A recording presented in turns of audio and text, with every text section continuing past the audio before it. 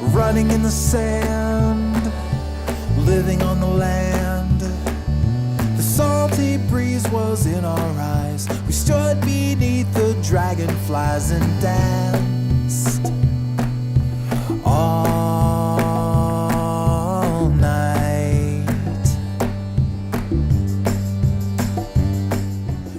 Pa za mene te sveučilišne igre znači veliki poticaj za mlade, pogotovo za sve studente koji se bave sportom i one koji se s time još uvijek ne bave, a pa vjerujem da će se baviti. So free, so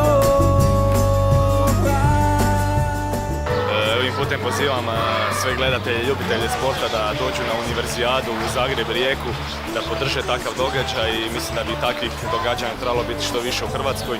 Drago mi je da mogu biti dio toga. Hvala.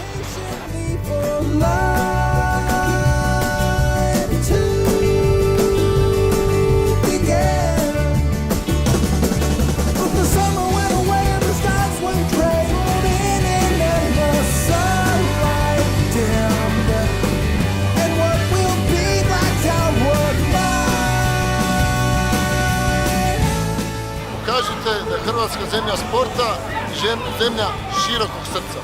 Vidimo se u Zagrebu i Rijeci.